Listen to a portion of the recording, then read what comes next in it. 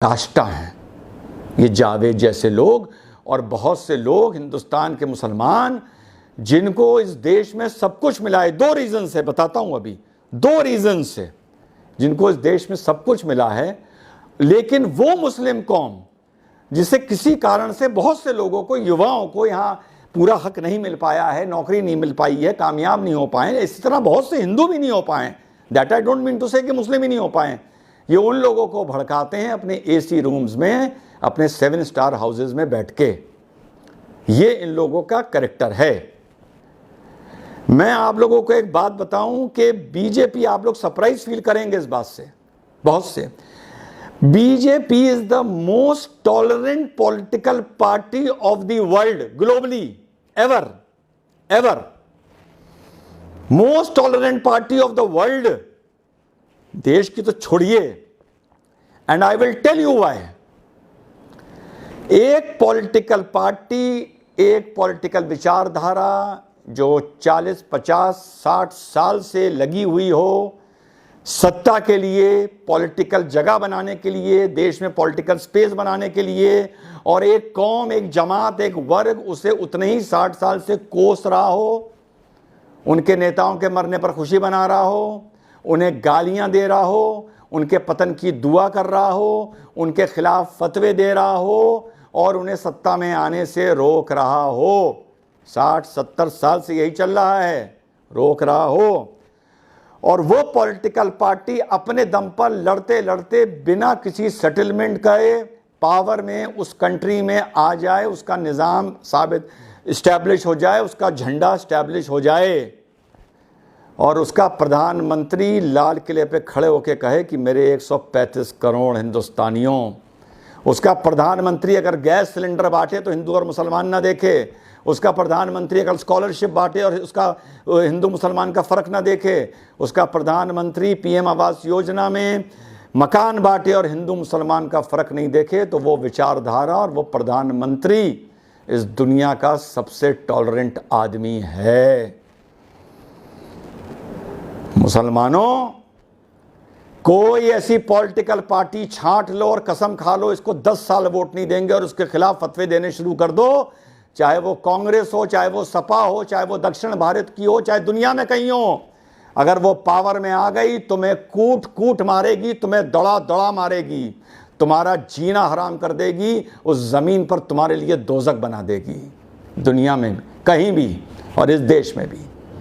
अरे बेशर्मों वाली तुम लोग बात करते हो, जावेद अख्तर जैसे लोग।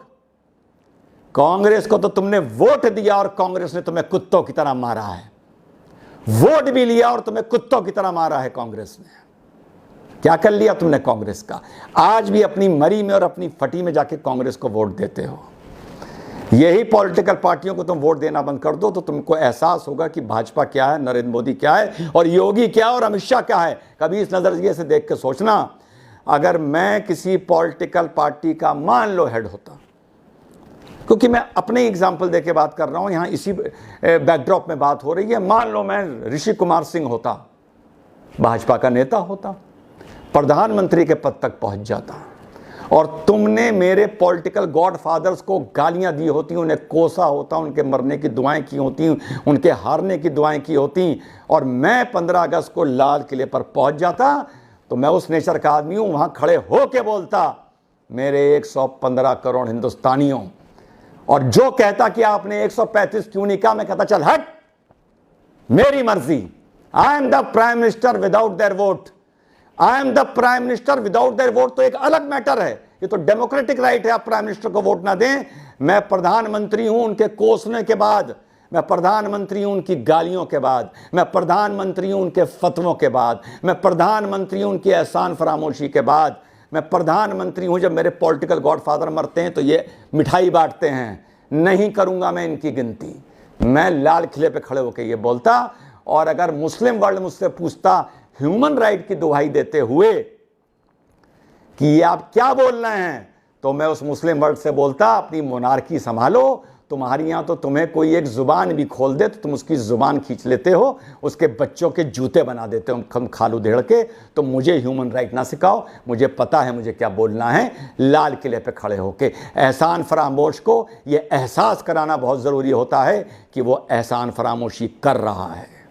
मैं ये नहीं कह रहा कि मार दो काट दो, कुछ नहीं, लेकिन मैं तुम्हारी गिनती लाल किले पे खड़े होकर ना करता अगर मैं कोई हिंदू होता और मेरी पार्टी में प्रधानमंत्री की पद पर बैठा होता।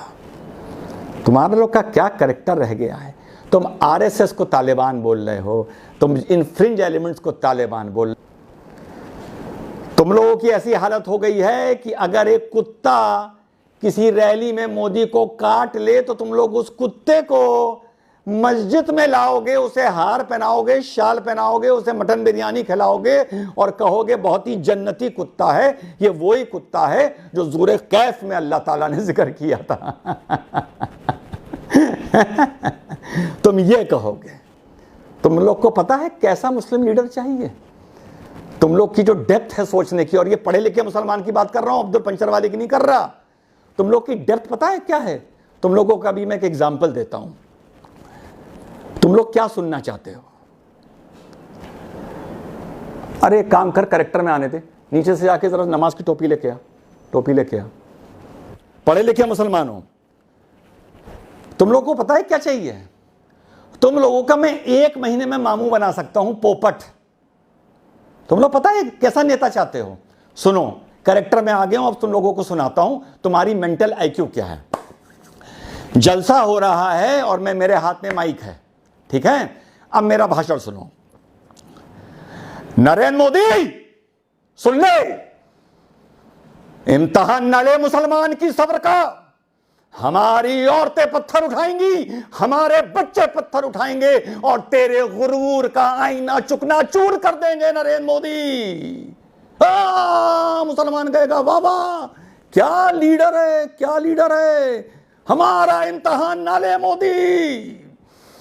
इस देश में, भारत में तुझे छुपने की जगह नहीं मिलेगी मोदी। ये हिंदुस्तान हमारे बाप का है, बाप का है, बाप का है, बाप का है, बाप का है। तुम लोगों का आईक्यू लेवल इतना ही है। हाँ कहोगे वाह क्या नेता मिला है कौम को यार, क्या तकरीर करता है, क्या बोलता है। अरे बहुत पढ़ा लिखा है भाई, वकील है, डॉक्टरेट है, बड़े अच्छे खानदान का है, पता है तुम लोगों को, बड़े अच्छे खानदान का है। क्या तकरीर कर रहा है यार, मजा आ गया। माशाल्लाह, चेहरा देखो, माशाल्लाह क्या नूर है, शहजादा लग रहा है, शहजादा। ये है तुम्हारी पॉलिटिकल औकात जो मैंने आज तुम लोगों को बताई है। इसके आगे तुम नेता में कुछ जाहिलों ढूंढते ही नहीं हो। जय हिंद, वंदे मातरम, खुदा हाफिज। समझ गए हो?